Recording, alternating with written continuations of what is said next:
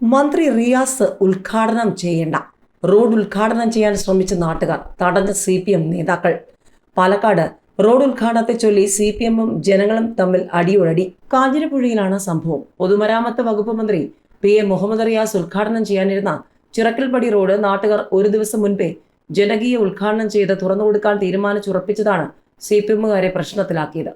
നാട്ടുകാരുടെ ഉദ്ഘാടന പരിപാടി CPM പ്രവർത്തകർ ചേർന്ന് തടയുകയായിരുന്നു. പാലക്കാട് കാഞ്ഞിരപ്പുഴയിൽ ചിറക്കൽപ്പടി റോഡിന്റെ ജനകീയ ഉദ്ഘാടനമാണ് CPM നേതാക്കളെത്തി ബലപ്രയോഗിച്ച് തടഞ്ഞത്. പിന്നാലെ റോഡ് ഉദ്ഘാടനത്തിനെത്തിയ ഒരാളെ പോലീസ് അറസ്റ്റ് ചെയ്തു. ജനകീയ സമിതിയിലെ അംഗത്തെയാണ് അറസ്റ്റ് ചെയ്തത്. രാഷ്ട്രീയ ഭേദമന്യേ ആളുകളുള്ള സംഘടനയാണ് ജനകീയ കൂട്ടായ്മ. ഒരു ദിവസം മുൻപേ ആഘോഷപൂർവ്വം റോഡിലൂടെ നടന്ന് ജനകീയ ഉദ്ഘാടനം നടത്തുമെന്ന് സംഘടന പ്രഖ്യാപിച്ചിരുന്നു. ഇതിനായി ഉദ്ഘാടനം ചെയ്യാൻ ശ്രമം നടത്തുകയായിരുന്നു. ഇതിനിടെ വിളംബര ജാഥയുമായി എത്തിയ LDF പ്രവർത്തകർ ജനകീയ വേദി പ്രവർത്തകരെ കയ്യേറ്റം ചെയ്യാൻ ശ്രമിച്ചതോടെയാണ് രംഗം വഷളായത്. മന്ത്രി ഉദ്ഘാടനം നടത്താനിരിക്കുന്ന റോഡ് മറ്റാരും ഉദ്ഘാടനം ചെയ്യേണ്ടെന്ന് പറഞ്ഞായിരുന്നു CPM നേതാക്കൾ രംഗത്തെത്തിയത്. തുടർന്നാണ് പ്രദേശത്ത് ഉന്തും തള്ളും ഉണ്ടായത്. 8 വർഷം നീണ്ട കാത്തിരിപ്പിനൊടുവിലാണ് റോഡ് പണി പൂർത്തിയായത്. കേരളത്തിൽ മാന്യമായി ജീവിക്കാൻ സൗകര്യങ്ങളില്ല. ചെറുപ്പക്കാർക്ക് പ്രത്യാശ കൊടുക്കാൻ പറ്റുന്നില്ല. മിടുക്കരായ മലയാളികൾ നാട് വിടുന്നുവെന്ന് ആഞ്ഞടിച്ച് ചങ്ങനാശ്ശേരി ആർച്ച് ബിഷപ്പ്. ചെറുപ്പക്കാർക്ക് പ്രത്യാശ കൊടുക്കാൻ പറ്റുന്ന നാടാണ് കേരളമെന്ന് പറയാൻ പറ്റില്ലെന്ന് Changanassery arch bishop Mar Thomas തറയിൽ. മിടുക്കരായ മലയാളികൾ മറുദേശങ്ങളിൽ പോയി പരദേശിയായി മാറുകയാണ്. അല്പം സാമ്പത്തിക അഭിവൃദ്ധിക്ക് വേണ്ടി വിദേശിയുടെ മുൻപിൽ കൈനീട്ടി നിൽക്കുന്നു. അന്തസ്സായി കൃഷി ചെയ്ത് ജീവിക്കാൻ വക ലഭിക്കുമെങ്കിൽ, മാന്യമായ തൊഴിലവസരമുണ്ടെങ്കിൽ അവർ ആരെങ്കിലും സ്വന്തം വീട് വിട്ട് പോകുമെന്ന് കരുതുന്നുണ്ടോ എന്നും അദ്ദേഹം ചോദിച്ചു. കേരളത്തിലെ വ്യവസായ വളർച്ചയ്ക്ക് പ്രകീർത്തിച്ച് കോൺഗ്രസ് വർക്കിംഗ് കമ്മിറ്റി അംഗവും MP-യുമായ ശശി തരൂർ എഴുതിയ ലേഖനം CPM-ന് വീണ് കിട്ടിയ പിടിവള്ളിയായി മാറിയിരിക്കുകയാണ്. കോൺഗ്രസ് നേതൃത്വവുമായി അത്ര സുഖത്തിലല്ലാത്ത ശശി തരൂരിന്റെ നിലപാടിനെ ചോദ്യം ചെയ്തുകൊണ്ട് കോൺഗ്രസ് സംസ്ഥാന ദേശീയ നേതാക്കൾ രംഗത്തെത്തിയതോടെ തരൂർ വിഷയം കോൺഗ്രസിനെ കൂടുതൽ പ്രതിരോധത്തിലാക്കുകയാണ്. തരൂരിന്റെ ലേഖനം രാഷ്ട്രീയ നേട്ടത്തിനായി ഉപയോഗിക്കാനുള്ള CPM ശ്രമമാണ് കോൺഗ്രസിനെയും UDF-നെയും ആശങ്കപ്പെടുത്തുന്നത്. 2022 കണ്ണൂരിൽ നടന്ന 23-ാം പാർട്ടി കോൺഗ്രസ് വേദിയിൽ കോൺഗ്രസ് നേതാവ് മുൻ കേന്ദ്രമന്ത്രിയുമായിരുന്ന പ്രൊഫസർ KV തോമസിനെ എത്തിച്ച അതേ പാതയിൽ ഇത്തവണ ശശി തരൂരിനെ ലക്ഷ്യമിട്ടാണ് CPM നീങ്ങുന്നത്. ശശി തരൂർ ലോകമറിയുന്ന ബുദ്ധിജീവിയാണെന്നായിരുന്നു AK ബാലന്റെ പ്രതികരണം. തരൂരിനെ വാനോളം പുകഴ്ത്തിയ AK ബാലൻ വിപ്ലവകാരിയെന്നാണ് തരൂരിനെ വിശേഷിപ്പിച്ചത്.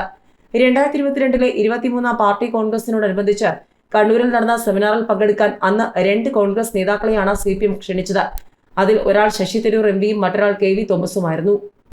AICC അധ്യക്ഷ സ്ഥാനത്തിനായി മത്സരിക്കാൻ ഇറങ്ങിയതാണ് ഗാന്ധി കുടുംബത്തിനും കേരളത്തിലെ കോൺഗ്രസ് നേതൃത്വത്തിനും തരൂർ അനഭിമതനായി തുടങ്ങിയത്.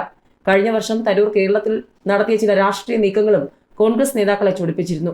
KPCC-യുമായി ആലോചിക്കാതെ സംസ്ഥാനത്ത് പാർട്ടി പരിപാടികളിൽ പങ്കെടുക്കരുതെന്നായിരുന്നു നിർദ്ദേശം.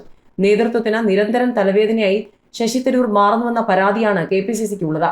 പ്രതിപക്ഷ നേതാവ് VD സതീശൻ, K മുരളീധരൻ തുടങ്ങിയ നേതാക്കൾ പരസ്യമായി തന്നെ ശശി തരൂരിനെ നേരത്തെ തള്ളി പറഞ്ഞിട്ടുമുണ്ട്. കോൺഗ്രസ് പാളയത്തിൽ നിന്നും CPM പാളയത്തിലേക്ക് തരൂരിനെ എത്തിക്കാനുള്ള ശ്രമത്തിലാണ് ഇപ്പോൾ CPM. സംസ്ഥാന സെക്രട്ടറി MV ഗോവിന്ദനും AK ബാലനും ശശി തരൂരിനെ പ്രകീർത്തിച്ച് രംഗത്തെത്തിയിരിക്കുകയാണ്.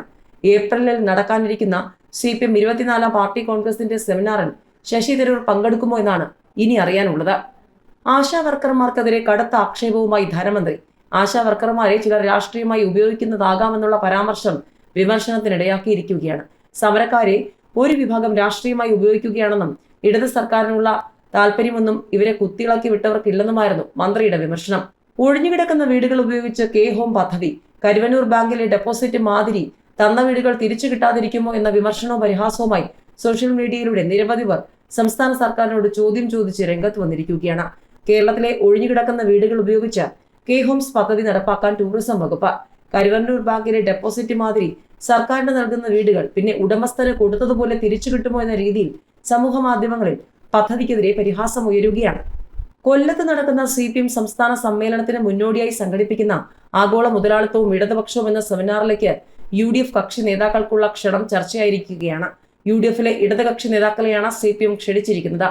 RSP സംസ്ഥാന secretary Shibu baby John, CMV general secretary CP John, forward block ദേശീയ ജനറൽ സെക്രട്ടറി G ദേവരാജൻ എന്നിവരാണ് 24-ന് സംഘടിപ്പിക്കുന്ന പരിപാടിയിൽ പങ്കെടുക്കുന്നത്. CPM-ൽ നിന്ന് എളമരം കരീമും CPI-ൽ നിന്ന് പ്രകാശ് ബാബുവും വേദി പങ്കിടും.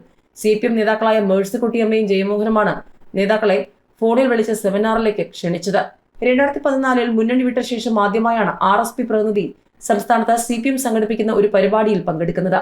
2016-ൽ ഇടതുമുന്നണിയുമായുള്ള സഹകരണം അവസാനിപ്പിച്ച ശേഷം ജി ദേവരാജനും ആദ്യമായാണ് CPM വേദിയിലെത്തുന്നത്. അടുത്തിടെ DYFI സംഘടിപ്പിച്ച സാഹിത്യോത്സവത്തിലടക്കം CP ജോൺ പങ്കെടുത്തിരുന്നു.